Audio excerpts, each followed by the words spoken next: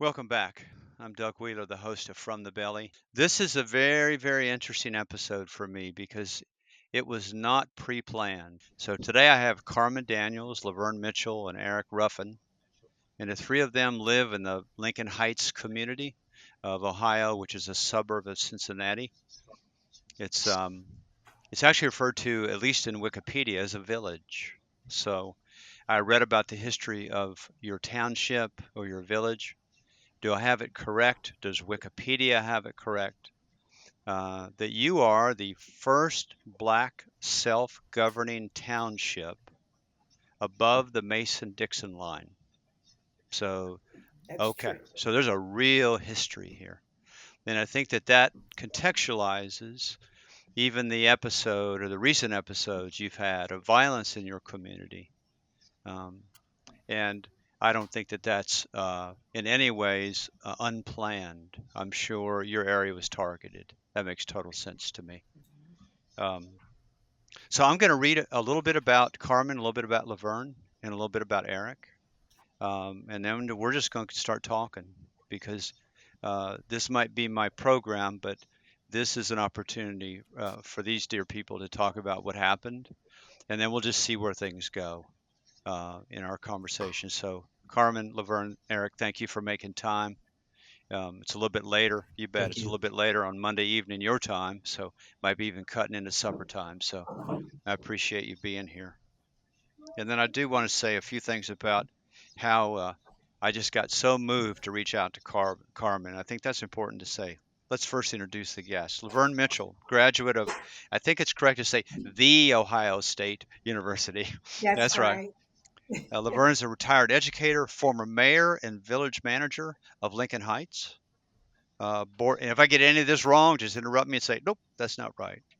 You're currently a board member of the Princeton Education Foundation, which I think all three of you are linked to. I want to learn a bit more Yeah. about that. St. Simon's Episcopal Church, Healthcare Connection, is it the Cincinnati Metro Housing Authority, and a lifelong Yes. resident and a Yes. mother of three. Eric Ruffin is the father of three, former Lincoln Heights resident. He's a business owner of a major security company in Lincoln Heights.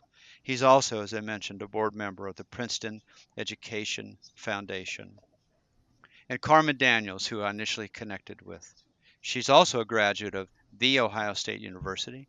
She's a former systems admin and IT specialist for LexisNexis, former educator and currently a resource coordinator for the Cincinnati Public Schools.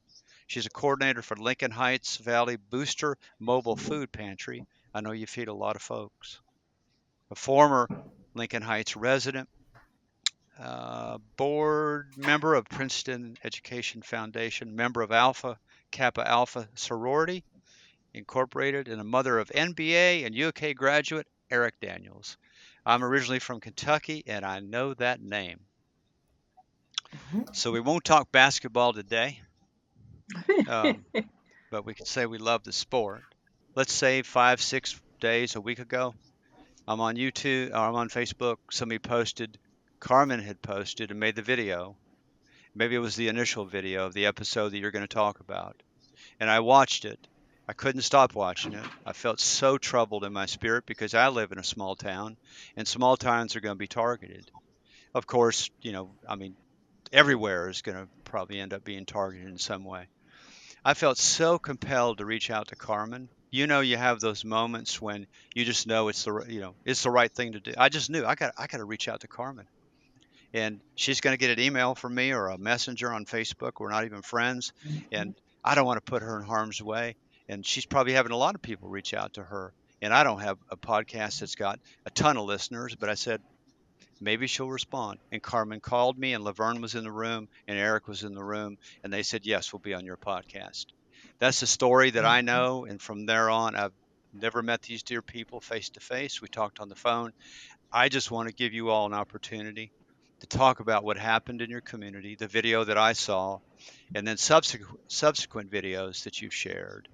You led a march that was going from one city block, and it looked like I don't know if all three of you were in that, but Carmen, I think you were filming that. Mhm. And so you got a story to tell. So tell us the story.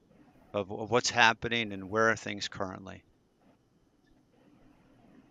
Eric, you want to kick it off since you were kind of like the initial contact that was made by the Boy. protesters? So Doug, thank You you bet, first Eric. off. And something that I usually do when I'm in a room or in a meeting with very, very, very smart and intelligent people, I usually try to be as quiet as possible.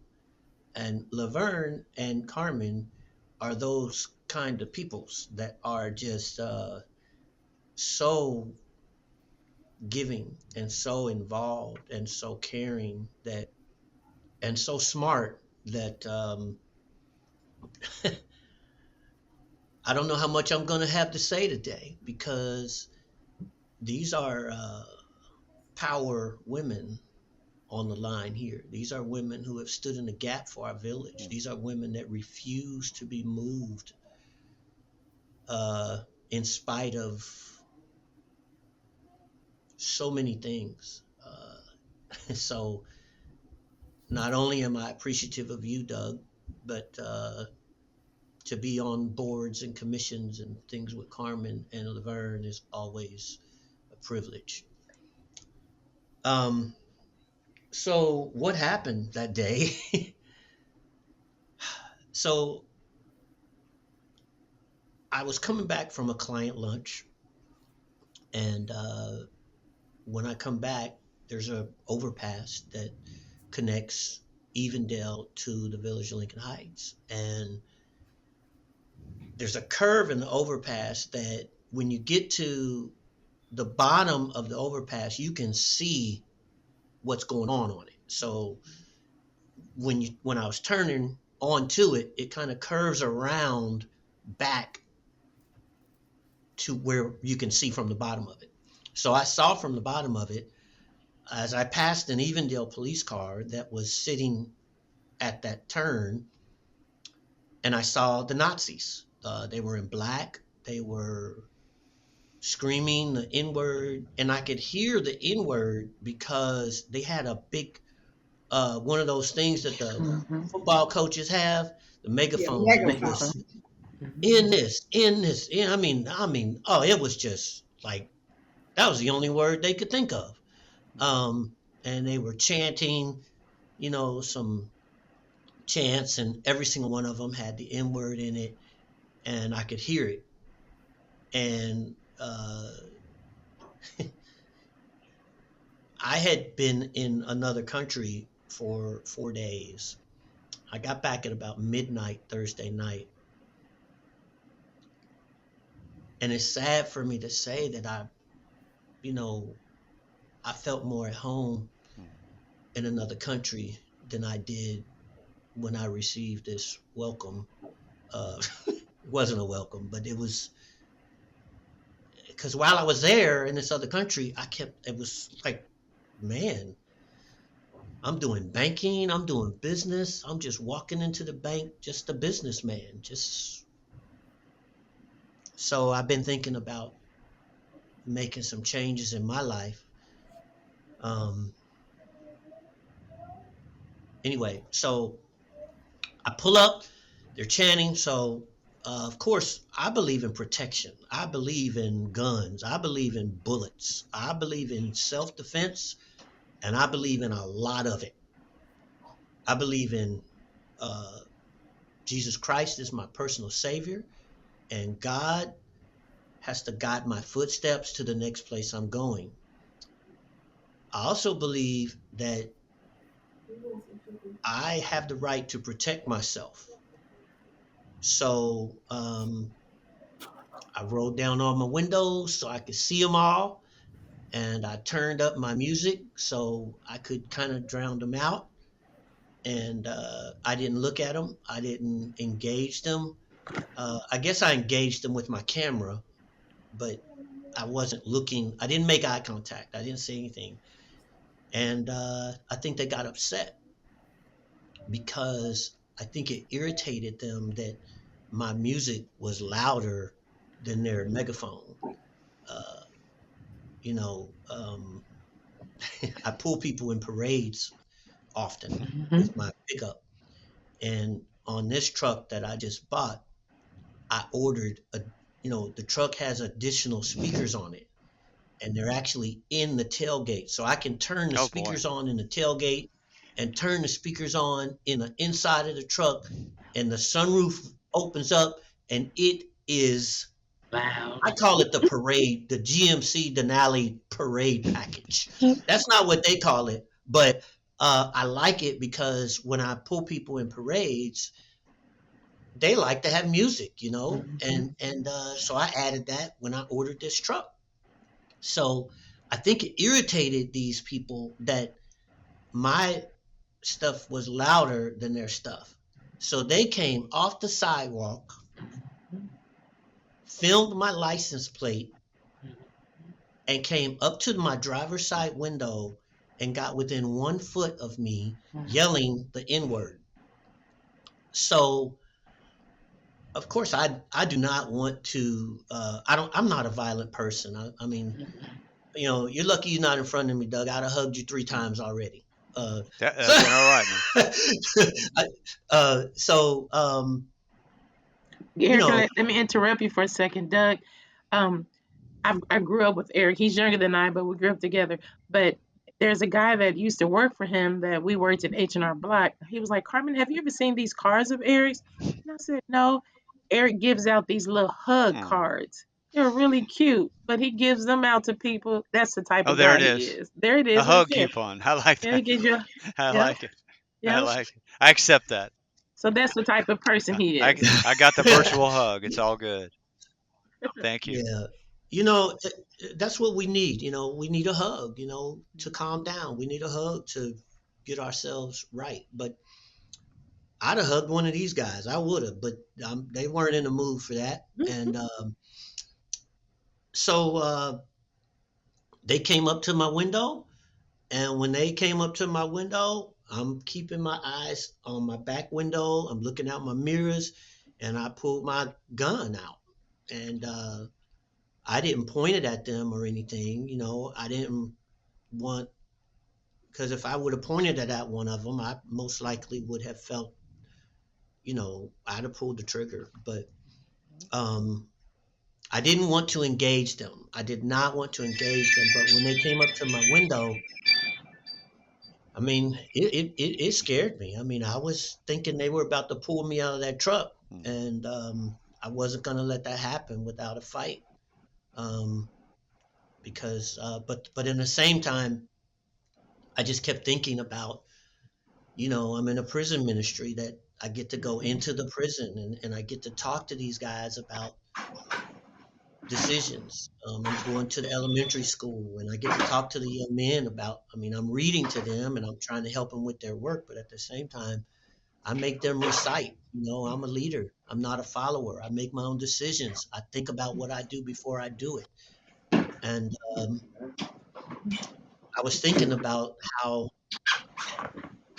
these Nazis could take me away from that. They could take my ability to do all the things that I get to do. I mean, I'm on the education foundation, like you were saying with Carmen and Laverne. I've been on the alcohol and drug services board. I mean, I've been able to do a lot of things that people are looking at. And it was funny because this Saturday, when I went to the penitentiary, as I usually do, and Saturday morning, I had at least 10 inmates come up to me and say, they called me Ruff. They said, hey, Ruff, I don't know how they saw it, but they said, man, we saw you and we hear you telling us to always think about our actions, and we hear you always telling us that, but you really did it. And we saw it. Hmm. And I'm going to think about my actions too. And that made it worth it. Um, there was a moment where I did lose myself, and I did uh, want to go back to a place that I was. I mean, I was mad, but so anyway, I'm sorry. So then the police came up to my car, told me to turn my music down. So as soon as I pulled my my pistol, the Nazis walked away and said, "Oh no, he has a gun! He pulled a firearm!" And it was hilarious because I'm thinking to myself, you have automatic weapons and you're shouting the N word, and you came out into the middle of the street and shouted the N word right into my window with the police standing there. And when I pulled my weapon, I heard one of them say, "Sarge, he's got a gun." And it was almost funny in that moment because I'm thinking to myself, you feel so entitled that you don't realize that we have these sort of things too, and we can activate our right. You want to come up with the stand your ground? Well, I'm gonna stand it. Uh, this is something that uh, I'm allowed to do. So then the police and the sheriff were there watching this whole thing. They watched them come out onto the street to my window. They listened to them call me the N word. They watched our community come down to, so then our community comes down the hill, and there's a nursing home just a couple yards away from this whole thing where our elderly, it is one of the, it's a major nursing home, I would say. I mean, it's a place where people know in the village that that's where our elderly are at. If you don't know that, I don't know if I'm allowed to say the name, but if you don't know where that's at, you're not from here. So our seniors are there. The school, the elementary school, is Right up. less than half a mile. I mean, I would say less than half a mile up the road, and we're all in protection mode. So the whole neighborhood basically comes down, and the sheriff's department was so worried about the citizens of the village of Lincoln Heights getting these people away from our village. They didn't even notice these guys yelling in my window. They were so busy and worried about the people of our village that just didn't want Nazis there yelling at them, while our kids were getting out of school, while our seniors are right there. A couple of my friends came down, and it got worse because the police were telling us, the sheriff was telling the village, you can't go. So that fueled the fire. The people in Lincoln Heights let the sheriff understand that we had larger numbers than them, and those larger numbers weren't going to be contained. And I wish I could say there wasn't any language or there wasn't any fuel, but it got hot, and we, the people of the village Lincoln Heights, were not going to stand for it. And then that was it. That's what happened. And I think what made it so special was that it went live on Facebook from our friends, and even though some of us don't live there anymore, we came from everywhere because Lincoln Heights, we're everywhere. So it just took a Facebook live, it took a text, it took just the smallest things for us to unite to protect our community. And I thought that was amazing. It made me feel proud to know that people just came from everywhere to, stand our ground. We didn't come with weapons. I didn't have a weapon. I had a phone, but I was determined that they were not going to come on sacred ground. And I told you about my father-in-law. That's sacred ground to us, and they were not going to do it. Laverne can probably get some history, but I believe in 62 they came. That's what I around was told back in 62, Laverne. 60, around 63. Yeah, 63. 62, 63. The interesting thing about it, I received a phone call, and the person on the other end said, "Laverne, the Ku Klux Klan is down the hill." I said, "The Ku Klux Klan?" So I get in my car and I'm driving down the hill and I see the Nazis.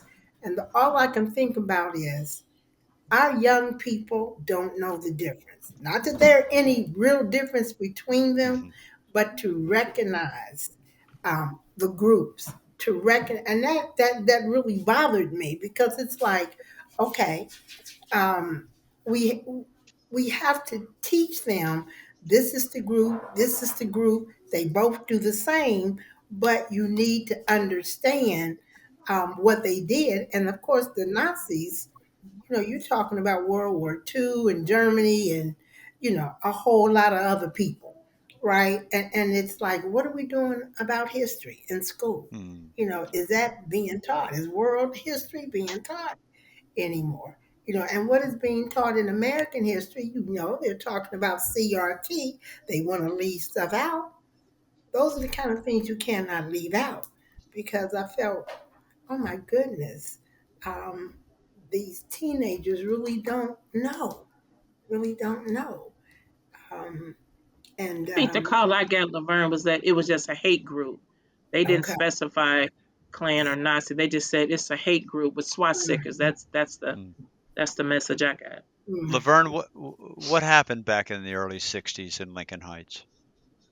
I just remember because I was in like what the seventh grade then, but I just remember the talk about that they came, um, that they may have said hate group. I'm not sure they said Nazis, but they said it was a white hate Mm. group that came, and you really wouldn't know about it unless there was some folks in your family that was involved.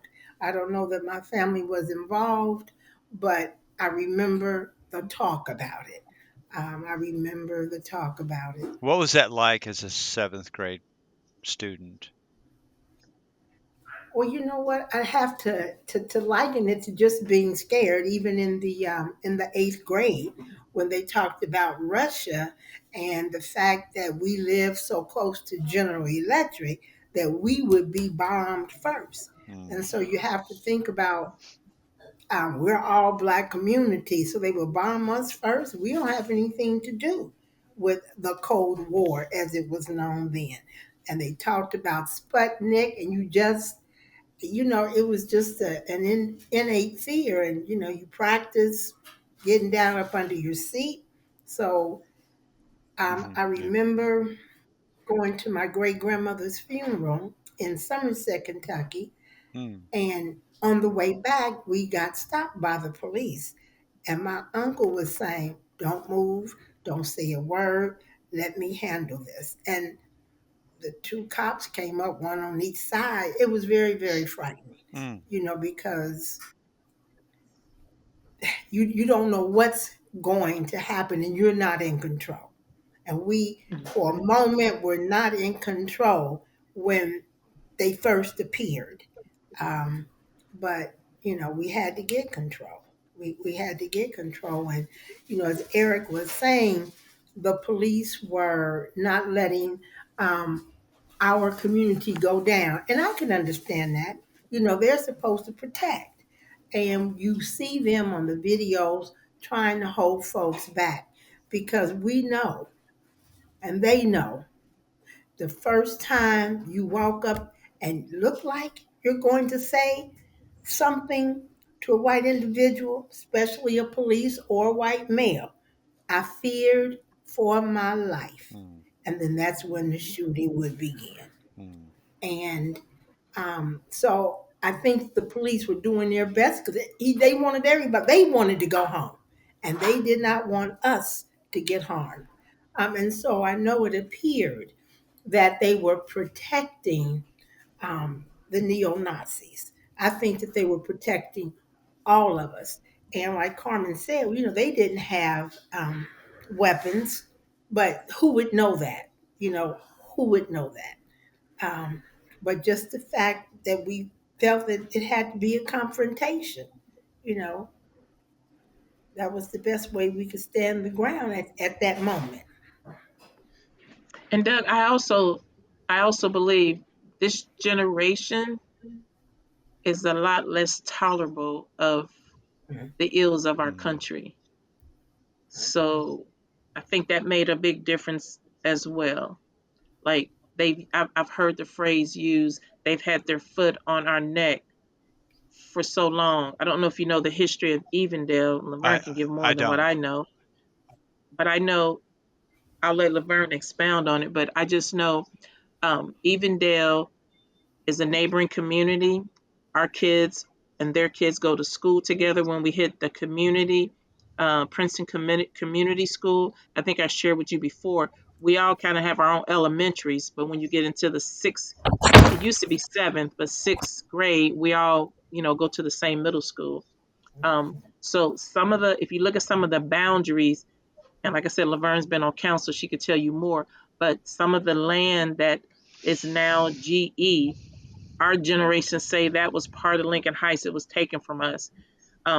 There's an issue with a shooting range that's been, it's in Evendale, but it's owned by the city of Cincinnati Police Department. So they do they practice their shooting and stuff there, right, Laverne? And Right. that's been there over 70 years. And that's next to Laverne is a part of Cincinnati Metropolitan Housing Authority, which is the low income housing communities, and one of them is right next door to it. But it the loudness, the trauma affects our whole Mm-hmm. community. I lived in what they call the lower sub. Laverne and Eric, I believe, were both upper subs, so they may have had more. The sound may have affected that area more, but we still heard it. And then the Nazis coming through Lincoln Heights on Evendale kind of property. So there was three major taboos that's happened with that Mm-hmm. community, and it's caused the rift. One of my classmates happens to be on council. Laverne has a very good friend. She's African American. She's on their council, but the younger people, along with some others, they're very very angry. They handle things a lot different than how I would have, and probably Laverne would handle it. But like I've told someone today, it takes all of us to make this happen or to solve this problem. So you folks are what, about a week out or so, Eric? Did this happen last? Yeah, Okay, about okay, The yeah. seventh, I believe it was okay. February the 7th. So so uh, those police were not protecting me. They were protecting the Nazis. They were looking out for them. The way I felt, now, because I sat at a stoplight and the police watched as these people came out onto the street and called me the N word, and they did nothing. Now, they came up after they came out on the street, but they didn't come out until after I pulled my gun and they went away from my window. They were so busy protecting these Nazis. None of the police body cameras, nor none of the police car video has the Nazis coming out on the street. They were looking at the people at Village Heights. They totally blew it. They blew it. Um, and I felt like, okay, when you want to protest and you want to activate your right to protest, your right to protest ends at the sidewalk. Mm-hmm. It ends when you start calling people the N word, and it was, and again, the law says it is what it is. I mean, I don't know, I don't know that part of it, but I know that I just had a brand new grandbaby. I had a brand new brown grandbaby. And do I want to realize that someday my grandbaby might pull up to a stoplight and a police officer watch as armed, masked Nazis come out onto the street and yell in her window 12 inches away from her and call her the N word? I And Doug, I think another point to make is that it's up for debate whether or not they needed a permit, but our church and several other churches and community wanted to come down and do a prayer. We marched from Lincoln Heights Mm-hmm. Baptist down to the bridge, and others came from other directions, but we were told we couldn't do that. But Pastor Cook was adamant, we're going to do it, and we did it. But it was okay for somebody to come and spew hate, but we couldn't come and unite and show love. Um, it was On kind that of same disheartening to Carmen, was that the video? yeah, to Was that the hear video that you filmed on on Sunday? Sunday. That was that Sunday one. You were told you couldn't do it, but you did it anyways. And were there Were We there did any it anyway. repercussions? Not on the bridge, not on the overpasses where you wanted to go, right, Carmen? Then you all At wanted to go first, on he the wasn't. overpass. At first, we were told we could not. So we did. We went all the way to where they Okay, stood. so you And it was over 100 or so people, wouldn't you say, you all? Over Yeah. 100 people, maybe two. so you did go to the overpass. That's where you Yes, were told you couldn't go there. Were there any right. repercussions from the police department? They told you couldn't do it, but did they show up? Did they? They There were were there. several They police were there. officers there, Hmm, but there And I was no think okay. issues. we need to let Doug know. So Eric, I have a question because when we say police, so it was Evendale. You saw Lachlan there. What police officers did you see? Because we had our county sheriff. The county sheriff polices Lincoln Heights. We have an overpriced contract with them. We spend almost $1 million. Hmm, Okay, okay. Yeah. and we don't really get the service that we think we need. I think we have like maybe 3 patrol cars, Hmm, but we had Evendale there. We had the Hamilton County Sheriff. Woodline was there, and Yeah. See, I heard So Woodline was not, but I heard one, maybe Lachlan. I heard Woodline was not there. mhm. No, I don't think so Lachlan was there, so I don't know. I just saw mostly Evendale and of course our sheriffs, which were um, mostly up by Mangum Drive, but that's what I want Eric to clarify. Yeah. so I was sitting at the light, and there was a Hamilton County Sheriff's car on Hmm. the opposite side of the road that was sitting there, kind of watching. Hmm. Then there was an Evendale police car that I passed on my way up to the overpass that was behind me. Um, of course, the sheriff's cars here are very noticeable because they're black with yellow, so you can tell a sheriff's car pretty easily. And the only car that I saw coming up the overpass was an Evendale police car. Um, I didn't see ever that day. Uh, not to say they weren't there. I mean, I'm sure there was a lot of municipalities in there, but um, I still can't believe that the footage from it would seem that the police car that was in front of me would have been recording that camera. I mean, I don't understand. Anyway, so the other thing, so the light was red. There was a car in front of me, so hmm, I couldn't hmm, go forward, and there were cars to the right that were coming off the interstate. So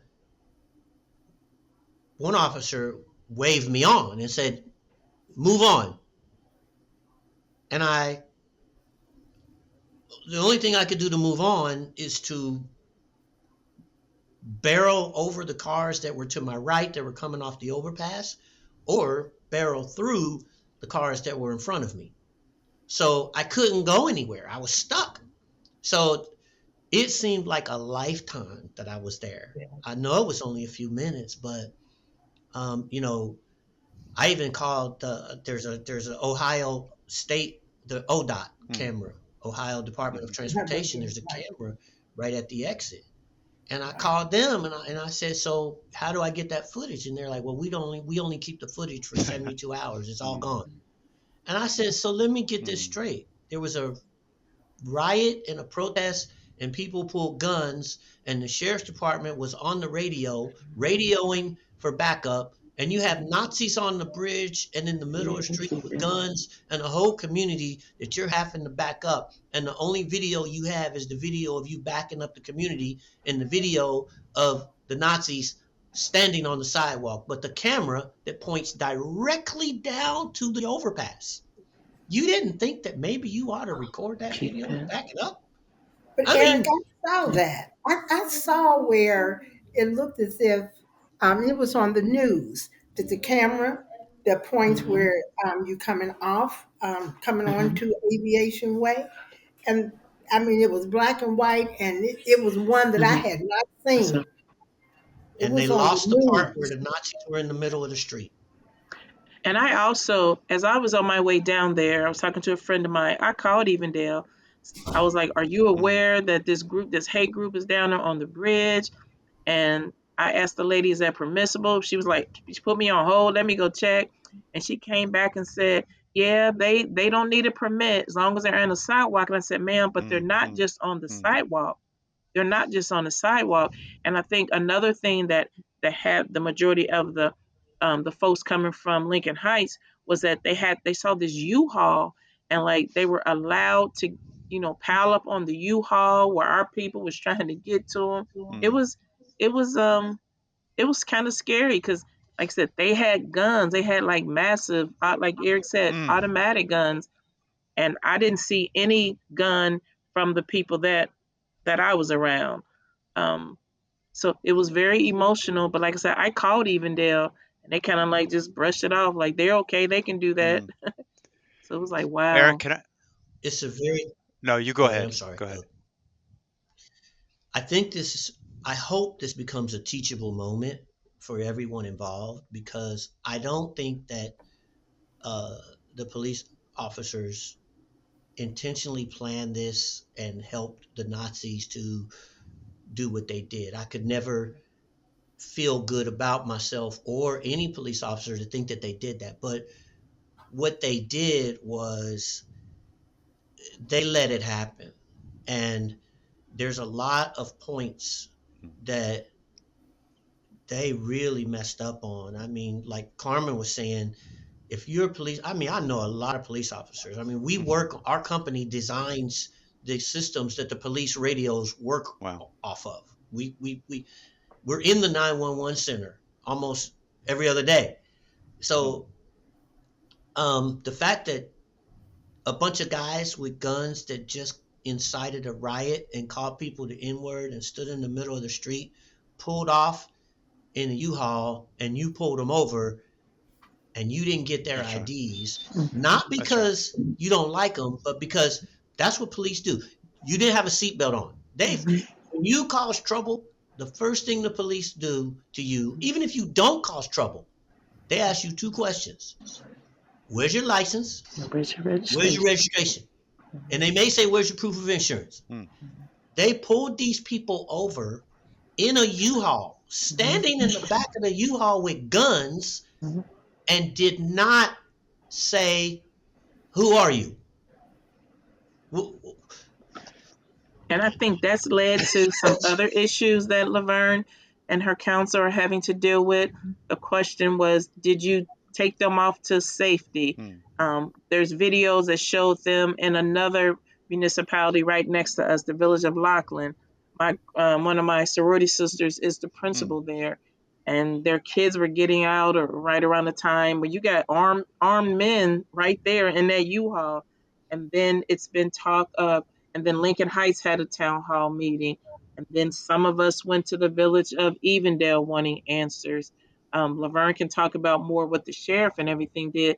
But I think a positive out of this for our community is brought is kind of bridged the gap with some of the youth and the elders. They've been mm, patrolling the community mm. themselves. It's kind of scary for Yeah. me to see people Yeah. on the corners with guns, but they're there. They've been there. They try to hit all the main intersections that people can come into our town. Um, they've been they've been on duty on Mm, on the corners trying to protect, make sure the kids get to school safe. There was a over 100 people that welcomed the elementary school back to school that Monday because, like Laverne said, some of them either heard or saw. The high schoolers saw they were getting off that exit. Their bus was. So it's been a lot of mixed emotions for our community. Um, I, I told Laverne, my father-in-law, who's now deceased, but he saw it on uh, the news, and I said, Mr. Daniels, I said, I'm gonna go get my CCW, and I said, I'm gonna need your gun, and he was like, get one for me, because it bothered him mm, to know that a town that he grew up in, he's lived there his whole life, is now kind of being under attack. He didn't like that. He said, get one for me. So, mm, um, the love for Lincoln Heights run deep. No matter how long you've been gone, you still have that mm, love for Lincoln Heights. I think in our town meeting, in Lincoln Heights. We had a young man, a 10th grader, who saw the whole thing. He saw them walking, Mm. and he and in his address to us, which was very articulated, very stirring, very moving, he said, "You all didn't witness it. You want to know who did? I did. I was the student." And I had to sit there and say, okay, we may not have witnessed them walking, but what they need to realize, and I think this helps, if any positive comes out of it, we have witnessed. They weren't wearing black and red, but we witnessed the white. We witnessed the Mm. counter tops. We've witnessed Mm. being stopped at Mm. amusement parks. We witnessed Or red not allowed at lighting. all. Right, redlining that they don't know. Mm. And so it says, this is a wake up call to say to you all, this is what some people died for. This is what they marched for, Mm. so that you can have all that you have Mm. in this generation. But in order to eliminate some of this, you have to vote. You Mm. have to vote. Young people have to vote. Why am I voting? Yeah, no, because people laid down their lives. They did exactly what was happening in Lincoln Heights. They've done it all over the country for Mm. 400 years. And the right to vote is a privilege, and everybody should take it. And look at this, is that you're not going to change. Eric brought up something about, hey, we don't want you to be able to stand on the sidewalk and if you're marching and have a mask on. That Mm-hmm. is that is state level. And in order to get people in there who are going to do that and represent your interests, Mm-hmm. we have to vote. We Mm. have to vote to change the fact that you're able to stand on a sidewalk with an AK 47. Mm. Laverne, tell Doug some of the officials that were in the town hall meeting on Monday. Some of the Oh, representatives that were there.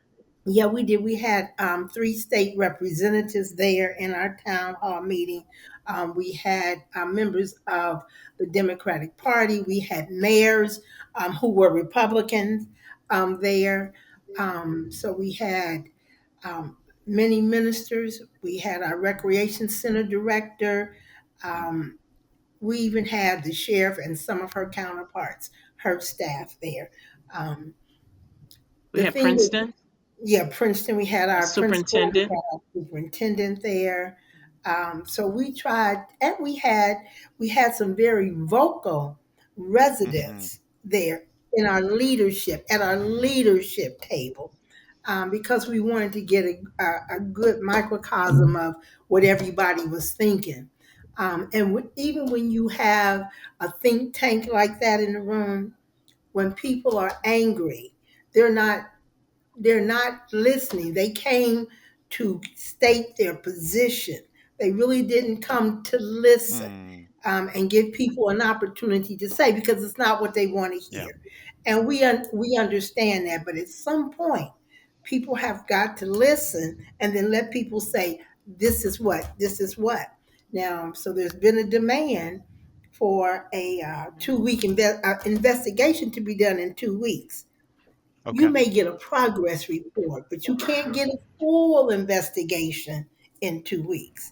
But we need some type of Mm-hmm. progress report. So the community is going to demand that, or the group is going to Mm-hmm. demand. They've already done that. They did it Okay. at Already. our town hall meeting, and they did it Okay. at Evendale's town hall Okay. meeting. Yes. Eric, I wanted to thank you, Laverne. Thank you, Carmen. Eric, I wanted to ask you two questions, or maybe one question for all of you to answer. The vehicle, the U-Haul that was rented, was that rented locally, or did they own that vehicle? It was It was definitely fine. Okay. rented, but Mm-hmm. Yeah. I don't know where. There is a It was U-Haul. Okay. local. It was local. Somebody actually reached out to them, and they weren't very Yeah. helpful. But it was And I local. think that that's, I mean, I'm a curious person, but I think that's also representative of the right kind of curiosity, right? That you want to see the people, Mhm. the police department, the city council, the administrators. You want them to ask those kind of questions, and when those kind of questions aren't asked, we're left to be very suspicious about the fact that you don't want to know the Yeah. answer. You don't want to know Right. where the vehicle and And what took place at that business that morning, and what did they know what they were involved in, and Mhm. and Doug, there's even been questions about a car, a Jeep that was left there that I you may have saw seen in my I video that was California damaged. license plates, and I'm like, what's going Yeah, on? they asked like who is That's the owner correct. of this? We've been told that one of the police department was going to bring. He asked to come back and get his car, and then they on their way coming back that he was told that you'll pick it up Monday morning. It's been towed because the Sure. tires were slashed and some of the windows were broken. I've heard, I don't know if it's true, that there was some kind of hood or something in the back of it. Mm. But it was there on in Lincoln Heights. That was left in Lincoln But is Heights. You know, Yeah. Go I ahead. Yeah. Oh go no, ahead, I Doug. was thinking that I keep that's trying. just another example of, will we have an answer Mhm. of who Mhm. where did this feel, why California license plate and Lincoln Heights, Ohio. I mean, what's going on here? And to find out, but I know that many times, I think Laverne or someone said it today, they don't want to know the answer. It's like, was this just a kind of an episode of, I think we'll just show up today and make some trouble on this Get off overpass? the wrong exit. Yeah, or is this actually, we're strategically going to choose this place, and we've got other places that we're, I mean, how much planning is going on with these things? Those are the kind of things that you don't know until you ask the questions, and I'm sure, I get the sense I get is that you folks are not going to let this just pass by and say, well, No, those questions, no. they're, I guess they're never going to get answered. I mean, some questions you can't answer, but you sure can ask the questions that are answerable. Right. Eric, you were going to say something. Yes. I keep trying to wrap my head around number one, the police officer knows that this guy that came out of the Nazi truck that asked him to take him back to his Hmm. car wants to get back to his car. I'm like, what did There we they go. talk about? How, what was, did he get in the front of the car or did he get in the Yeah. back of the car? Did he still have his mask on? Did he say, well, sir, in order for you to get in this police, I'm wondering, so what about them Bengals? That's right. how, when you get in the car with another dude, and Doug, if you and I got in the car and it was too silent for too long, it's kind of like, we got certain codes where you're going to say something, especially if you're not under arrest. You're going to say, oh my goodness, man, this snow is killing me, man. It's like, I would love, there's no body camera. So this policeman that didn't know the Nazi, we've established they're all Nazis. The Mhm. police officer that didn't know the Nazi that needed a ride, that, what was the, how did that work? Oh yeah. What What do was you the talk to a Nazi conversation? about when you give him a ride? And why didn't that body, you didn't turn on the camera thinking Right, to get some Nazis don't like information. just, it's not just black people that Nazis don't like. They don't like anyone that doesn't Right. agree with them. So if you're a white dude and you're a cop Mm, good point. and you're taking this person somewhere that, did he still have his gun? What how can that happen? Yeah. That would have been great intel for the rest of the Oh, forces. That sure would have would have been been. I, great intel. Sure would have been. I am So, so Yeah. confused. so the other thing, Doug, is that a couple of days later, we had individuals who happened to be Caucasian come and put up Oh. love wins, and you all are welcome here. And their cars were destroyed, Oh. Mhm. back window broken out. And Mhm. so Oh. Okay. um, we had some Was that residents Saturday, Laverne? Was that Saturday? It was the next day. Yeah, the Yes. next Saturday. day. So that was Saturday. Next Is Hmm. day. it, And Laverne? Is that an it or? just kind of, I'm sorry. Go ahead. go ahead. No, I was saying that it kind of shocked me because my minister, um, um, I'm Episcopalian, and She says, Laverne, I want to gather some people and go down there and I want to put up love wins and all are welcome here. And I told her, I said, Pastor Mary, hold on, just wait a minute. And then, so I said, let me call you back. Let me call you back. Let me get you the names of all the pastors. And as I was coming down 75 South, I look up and I see the exact same words she told me. I was angry. I'm like, I told her to wait. Don't be going out.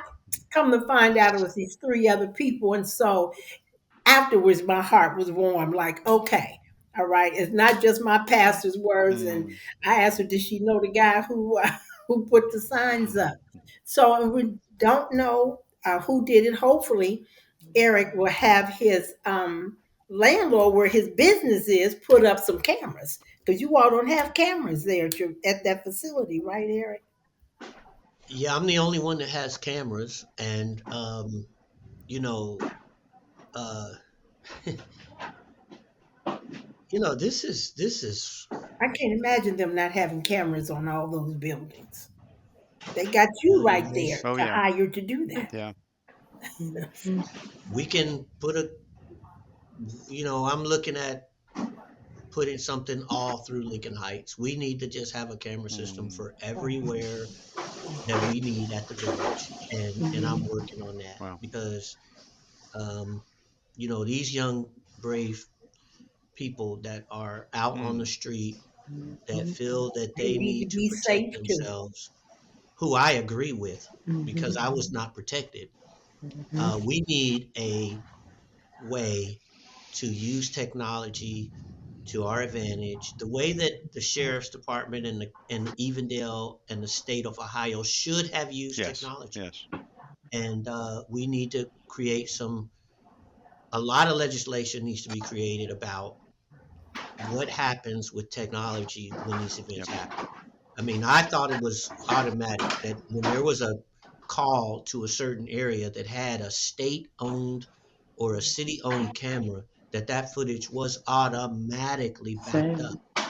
Same. I mean, I thought but you know, this to Laverne's point, we have to get involved with our not only our local law enforcement, but we have to get involved and understand the power Mhm. not just of who's president, but who our Mm, local mhm, and county and city and state officials are. Because a lot of people only vote for president and then they Mhm. don't vote anymore. But we need to understand that having a Laverne Mitchell on our city council is a major win. Uh, and even if you don't want Laverne Mitchell on it, having who you want to have on it. Uh, Mhm.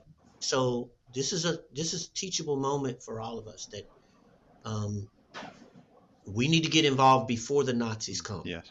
And Right. I think another thing that happened today, where since the community is very upset with Evendale on how the situation was handled. They were not a part of the town hall meeting that Lincoln Heights had on that Monday. So some individuals, some organizations protested coming from. They did like a mobile Yes, protest from the bridge to there's a Walmart in Evendale that they're asking to boy they're asking folks to Mm, boycott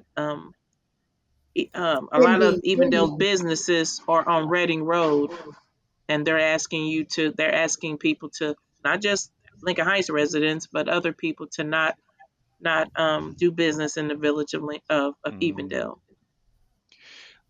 until we Till get you some get some answers. answers. Yeah. Uh, yeah. It should be illegal for anybody anywhere to carry yeah. an open That's so true. firearm and cover Yeah. your face.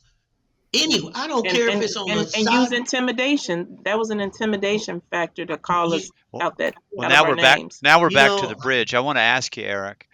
You said there was a vehicle in front of you, uh, but you're yes. the vehicle that was accosted and assaulted. So, what sense do you make out of there's a vehicle in front of you?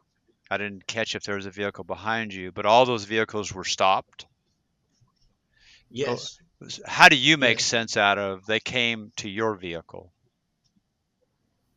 So I was at the stoplight, and I was Okay. stopped. I mean, and I turned my music on and I ignored them totally. Now the guy in front of me, he was cussing them. Okay. He stopped and Okay. he was cussing them. But I think they got really mad at me because they were they understood that they were equivalent to the fly on the back of the horse's behind, and I was not Okay. paying. I was into my music. I was ignoring them, and it really, really bothered them that I just casually pulled my weapon. And it was crazy because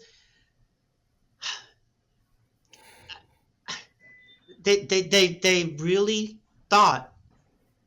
So the reason they put that Twitter video out and probably 15 million people have Hmm. viewed it is that they wanted me to be arrested for menacing, and they Wow. wanted me to be arrested for what they call brandishing a And why weren't firearm. you, Eric? And it, Why didn't? why Yeah. wasn't Why I didn't they arrested? follow through with that? I'm in no way implying you should. They should have been. So I don't know. I don't know why, but what Mm. happened was the Nazis posted that video. That's their camera. That the Nazis are Mm-hmm. there Oh. filming me. That's not my Okay. camera. So so what happened was the Nazis put it on their Oh boy. website. And people started saying, "Are you stupid? The guy did what he should do. I mean, are you crazy? What is wrong with you?" And then all of a sudden, my daughter brings me her Mm. phone and she says, "Dad, you realize you've been viewed 15 million times." So, the fact that they didn't arrest me for Mm. menacing, I'm not a police officer, so I don't know why, but I think that if I would have blown one of their heads off for running up to my car, jumping in my window, getting 12 inches from me, Right. You couldn't that say you feared for your life. I It was did fear for my life I know you because did, but they would they not believe were, that. yeah, that's right, Yeah. that's right, they Laverne would. said you And couldn't and say and that. see, You couldn't say I feared that's for right, my Right. and life. see, that's the thing that Mm. America has to understand about being, for me, my black male experience is that I can't do what a white guy can do. Right. I cannot defend myself, and this is my opinion. I'm not Mm-hmm. hating on white guys. This is not me saying I'm upset at white people, but what I have had to do my whole entire life, even when I was young, and I couldn't even walk across that bridge. My father would not allow Mm. me to walk over to the other side of that expressway. The other village that's across the expressway was a sundown village where if you was black, you better not be caught over there Wow. after dark. It was so what Mm. the pain that's inside of Mm. this is deep because I have to run my business. I have to run my life uh different because a lot of people have called me and said while they were trying to console me, "Well, Eric, just so you know, I'm really sorry that that happened to you, but all white people aren't like that." And I said, "Well, all black people aren't criminals either." You know that. Don't tell me that all white people are like that. There's 13 masked men that came to me with guns that have my license plate number. So which white person am I going to look at without really trying to evaluate if that was one of them, right? I mean, that's now I'm not hating on white people. Again, I still love everybody. I'm still giving out hug cards, but you know, um, But Doug, I also wanted to share. Laverne and I have sons. Eric has Mm. daughters. We've had to. I mean, I know we're not going to talk basketball, but my son went to UK. I was terrified. I really didn't want him to go there Mm. because he's a black male. The stuff I've heard about rump. Mm-hmm. Even had some issues when I went down to the deep south, like Mm. Alabama, with some of Mm. the fans down there. But as mothers of black sons, that's a fear we have for our sons. And Mm. my white friends that are moms don't That's have the true. same fear that Right. that that we have, and that's not a good feeling. it's not It's We fair. not. both raise our It's sons to not. be productive Mm. citizens, and I don't ever want to get that call. Like, we know of a young lady that has organization. It's called Who Killed Our Sons, and majority of them on there, Laverne, when you say they're African Americans, Yeah. unfortunately, some of the crime has come from African Americans, but still, that's a fear that a black mother has with her by having a male son. Similar with Eric, they don't see that he's a good boy, that I brought him up in church, that I gave him morals, that if he's at the wrong place at the wrong time, it could be deadly. And it's happened to a lot of people in our community. I was just talking to someone the other day. He's a sheriff, and he was saying, I remember there was a guy that had a no, he's an attorney. He said, I remember the case where some guy had a brick and was killed. Remember who that was, Laverne? Eric? He was killed because he had a Mm. brick, and they looked at that as being a weapon, a major weapon. And he's from our hometown. He was killed because he had a brick. Mm. And also, Doug, Yeah. you know, and I'm sure you all saw the paper, the Aryan Perspective, where they turned the entire story The around. Mm. narrative. Mm. We were the Yes. ones being um, Yes. aggressive, right? I Mhm. mean, it was just like, what, Yep. what? I Really? mean, who would believe this? You know? But they do. They believe that. They believe it. And you have to hold that story and live with that story. And uh, Yes, yeah, I, yes. I, yeah. You know, we want legislation. We want ordinances. We want the law Mm. to recognize that no one, any race, any color, I don't care if you black, white, or candy stripe, whatever you are, you should not have to be concerned with your Mm. child or your loved one being attacked by Mhm. someone that doesn't like them because they are, I don't care what it is, if But they're gay, Eric, if they, I look at this. You put a law in place with the administration that's in office now. They're going to repeal a lot of stuff. So that doesn't give me a lot of hope. That But doesn't we give have to me. try. You have to at that's right. least try to put it out That's there, because where you have legislation, but we have to also, in my opinion, we are not going to get rid of racism. We right. No, cannot legislate the heart, but we have that's Heart. to right. try to put some stuff in place to Mm. begin to Mm. minimize the effect that it has Right. on everybody. Because let's face it, the African American has made the way for Latinos, Women. for Jews, and for Asians. Mm. The the privileges that we got them for them too. Mm. They just weren't Yeah. as aggressive as we were in the beginning. They're coming around now. You know, I saw something on Facebook where a Latina was saying, "Why don't my people realize that African Americans have paved the way for us to get what we're doing now?" You know, so we have to try. We have to have, Yeah. as Adam Clayton Powell said, keep the faith, baby. We got to keep the faith and keep moving ahead for that legislation. Get people to vote. Get people to vote. Because if they don't vote, we won't get folks in there that give us that hope. And like John Lewis said, and I think this is true for all of us, we just got to keep getting in good trouble. That's right. Yeah. You know, the other thing that I actually spoke about at the prison Saturday was the difference between a man and a man of God. Mm. And a man understands that he has to protect himself, and he understands that he can use his strength to protect himself. But a man of God depends on the Lord for that protection. He depends on, because all the strength in the world and all the bullets in the world and everything in the world, it can't be love. And if you love the Lord with all your heart and you dedicate your children to God and you pray with them and you help them, you have to believe that God will protect them, because you'll go crazy. A father will go, Mm. and fathers do Yeah. go Yeah. crazy. But what we have to understand is Mm. that God wants to protect men of God. and he wants to protect their families because he knows that we are called to do stuff for other people, his other people. So, this is a good lesson for me to understand that my family's protection, although I think it's for me, it's really not. And we need to get that as men, that our strength is not what we should lead with.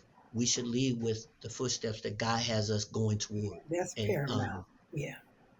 Because in prison, it's about being tough. It's about, these guys have to get to know people really quick. So, but anyway, that's what I spoke about. And that's that protection while we're moving forward. Years ago, the police, not only would the Nazis have been against us, but years ago, just a short few years ago, those police would have beat the crap out of us. Those police officers would have hit us with clubs, and they would have poured water hoses on us, and they would have had dogs after us. And I'm sure that they were thinking, there's no use in legislating. There's no use in changing the laws. But guess what? I'm a business owner. I have white employees and gay employees. I have employees that I disagree with. I have employees and I get to decide to be right. While my father from Meridian, Mississippi told me, do not start your business, because if you are successful, those people will drag you out of your house like they did your grandfather, and they will kill you. They will rape your family. You look like you look for a reason, son. They are going to hurt you if you are too sexual. My father said that to me because he saw it with his own eyes. But that's what makes this country a country that we have to be patient. We have to do things by the law, because we will prevail. Because I got a granddaughter, just look fresh granddaughter, Sunday morning, bruh. And I'm telling you what, I don't care who I have to talk to and how long it has to be, she will not deal with this. And it will be because the law is going to change, just like it's changed for us. And that's kind of what Pastor Cook said. He said, we will win. We sure will. We will win. And we're going to win for everybody. Whoever wants to come along, come on. Because like Laverne said, when you're the person in the barrel, you're willing to fight a little bit harder. You hope that somebody will reach down there, come down there in that barrel with you, but you just realize that some of my white friends have actually told me, well, they really couldn't understand this because this couldn't happen to them. And they really can't see that this don't have black on it. It does, but they really can't see that your daughter could be riding down the street and I don't care who it is, a felon in a mask with a gun could be, let's not even say, let's say a person that just broke out of prison could be in a mask with a gun and pointed at your child and not be ID'd. Well, Carmen, that happened to one of your tenants, right? Yes, I was going to interject. So one of my tenants was taking her son to the hospital, and she was cutting through the bridge to get on Reading Road. They pointed the gun at her son in the car. He's a big boy, so he was trying to get out the car to get to them. She's trying to pull him back in the car, and she was fearful to go to the village of Evendale and thoughts that they'll have my address. Because honestly, people are thinking that Evendale played a role in it. I haven't been. Huh? I haven't, for that reason. Yeah, they're afraid that they would have access to her information, and that's scary. But it did. She lived kind of like up the hill around the corner from that location, and she was afraid. She still is.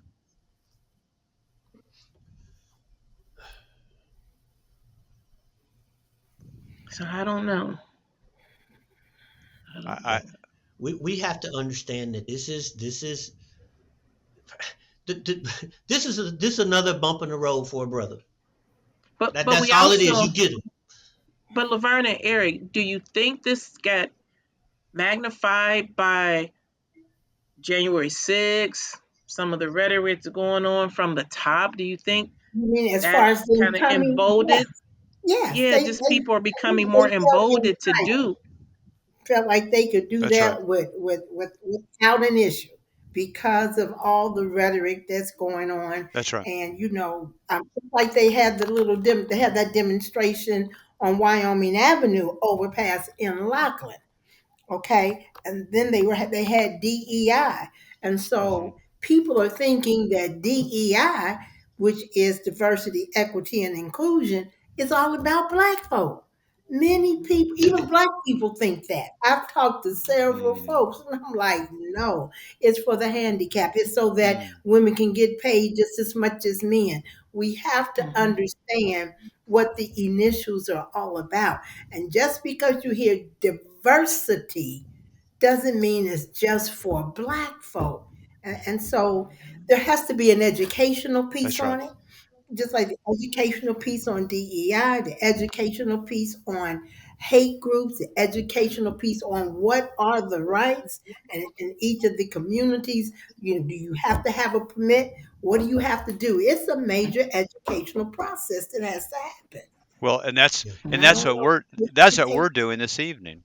That's what this is. Yeah, This is a round table thank you, to Doug. Thank you. educate. Thank you. Thank Yeah, you. people don't realize that economic inclusion includes, in my industry, white males who have less Mm. than 500 employees and do less than $30 million a year in business. That's a small business by government standards. So the fear mongering, it includes white women. I Yes, That's it mean, right. does. That's right. so there's size standards as well as economic standards. If your net worth is not worth more than $750,000, including the value of your business and all the assets of that business, that doesn't you put that out there. So Mhm. it's not diversity, equity, inclusion is truly diversity, equity, and inclusion. It's and I, you know, too many people, to your point, Laverne, is thinking that that means we want to kill all the white men and take their money Hmm. and Hmm.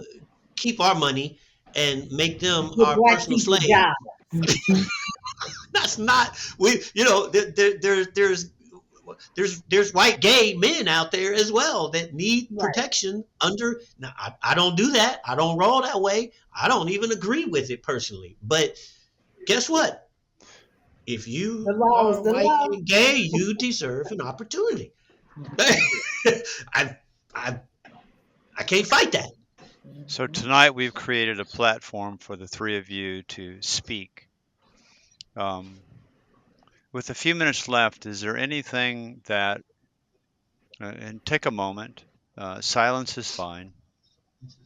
Is there anything that you want to say to anybody that's listening? But even if, let's assume, oh, I don't want to assume, but let's say nobody's listening, but you still need to speak it. Is there anything that you want to say on behalf of yourself, your community, your family? This idea of being moved to speak, and maybe later you'd say, I wish I'd said that. For example, I'll just give you just very quickly. I was in church 2 weeks ago, and our pastor asked, I think the question was, is there anything that you want to say out loud? And what came up out of me was, and I didn't say it, and I've just been sitting with, why didn't you say that? I wanted to say, oh, she was asking, what are we to do in these times? And so just all these different things, various things. And somebody would speak it, and then she would speak it back to the congregation so we could hear it. Because some people, they were talking kind of quietly. And boy, what came up out of me was speak up, speak up. And I wanted to say it, and I didn't say it. And I've been reflecting on that. It's like I wish I'd said that. Now I have reasons why I'm new to the church and whatever, and I got in my head about, well, somebody's gonna, you're a troublemaker. What does he mean by speak up? Whatever. Nobody communicated any of that. That was all up in my head and in my fear. So, is there anything that you want to say as we say goodbye to one another tonight that you just feel like I need to say that? I want to say that, for Eric, I saw Eric come out of his building, come out of his business, and he was yelling and he was yelling. And I had never seen Eric like this. That's not his persona. He's quiet, he's laid back, he's always happy. And I had never been afraid all the time that we were down there, but that scared me for Eric. And then he talked to him and he was in Laverne. I didn't want to be like that. I didn't want to do that. And it just sort of, you look around and you're wondering, a lot of folks out there didn't want to feel what they were feeling, but they Hmm. didn't have any choice. And it was like, what do you do? What can I do? So it was very traumatizing. And Hmm. whereas I don't like the look that he gives my community with residents being on the corners. I understand why. So we had a group from another church, another Episcopalian church in Glendale, that came, they wanted to come and worship with us this past Sunday. So I had to call and say, listen, when you come in, tell your parishioners, don't be alarmed. I had today, with what was going to happen with the rolling protests, the CEO of the health center, of which I'm a board member, called and said, Laverne, am I to be concerned for my staff? And I told her, no, no, your staff should be fine. So we also have to be careful how it looks to other folks, because you have people coming to visit relatives, you have people coming to do business. And so everybody doesn't watch the news. I know all three of my adult children do not watch the local news. Hmm. They're always watching something else or gaming. And so we have to also let people know that it's still safe to come into our community. We're trying to protect it, but we don't want to keep people out, people who may be afraid coming in there for business. We have social workers coming, even the teachers, so we have to be able to somehow let people know that Lincoln Heights is safe Hmm. all the way around. You may see something that you're not used to, but after all, I do tell them, hey, it's open carry, it's okay. So, Hmm. I think for Thank you, me, Laverne. what Thank message you. I would like to get out is that, like I mentioned earlier, I have a classmate that's on the Evadale Council, and I have other friends that I graduated from Princeton. We are a mixed class to join me. Don't don't leave me out there by ourselves. Like, come mhm, join us, because together we can make a difference. Like the two, like Laverne and Erica said, it's not just really a black thing. Because right, if you look at statistics, a lot of my friends that are white, their daughters are married to black men. So your grandchild could be at risk when they told Eric, didn't they tell you to go back, or they hollered out, go back? Like, if we go back, your grandkid may be going back with us, because mhm, they may not be one to hear. So I just want others who didn't have the same life experiences as me, don't look like me, maybe worship a little different, to join us, because together I think we can win. I think we can. Thank you, Carmen. Eric, you get the last word, brother. I'm tired. Hmm. I'm tired. I know I'm you are. tired of needing to prove to white people that I'm a good black guy. I'm tired of not just being a guy. Hmm. I'm not a black fire alarm company. I'm not a black father. I'm a father. I'm a fire alarm company, and I'm tired of needing to alter myself so that people will think that I'm not one of them so that I can survive in business. I'm tired of people not understanding me. And, I've lost a few customers in this Hmm. last week because Um, they called me and told me, hey, that's their right to do that. And I respect their opinion, but I'm here to tell you, I'm done. I'm done. And I need white people to understand that just like you're telling me that, oh, those 13 guys that ran up to you and called you that name, all white people ain't bad. Well, you need to understand that all black people ain't bad. It's not all of Lincoln Heights that's standing on the corners. It's not all of Lincoln Heights that's doing that. But we are constantly in a place where we have to prove that we're not the bad black people. And I'm sick of it because, I got a lot to say. I mean, I'm not going to say, there's not enough time for me to tell you the times that I have been treated unfairly. In that I went to another country doing business in a brown country, and I felt more at home that week than I did here. Yeah. I felt more respected. So, if you don't want to come here, don't. I don't care. I really don't. But if you want to be decent and look at people as people, if you want to look at us as a community that's proud, that's honorable, that loves you, Lincoln Heights has more love in it per square foot than anywhere you can go in America. I was a little boy and walked every single one of these streets.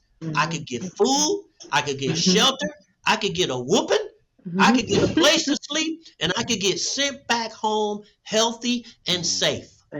So I'm not trying to make white people happy anymore. I'm not. I'm tired of it. So love me because I love you. I got hugs. I'm ready to donate money. I'm ready to, but come on, y'all. Let's be the America that we planned on being and stop being different races. Let's be the human race and just be different colors and stop being like these idiots want us to be. So anyway, I'm tired. We feel is what you. I have to say. I'm tired. Yeah. Well, Doug, on behalf of the three of us, I do thank you. I'm glad. I normally don't reach out to stuff like that, but I'm glad I did. I'm glad I took a chance. My heart felt like you really meant it, so thank you. Yeah, Thank Doug, you. Thank you. Thanks, Doug. Really appreciate it. Laverne and Carmen, mwah. Thank you, Eric. This has been such an honor for me. Really, really has.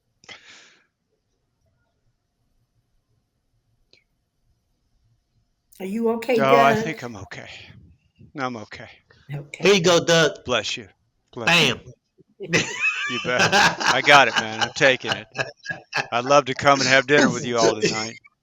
But come on. Thank you so much. And all right. yeah, I'll turn this off and we'll say goodbye to one another. Bless you. Thank you.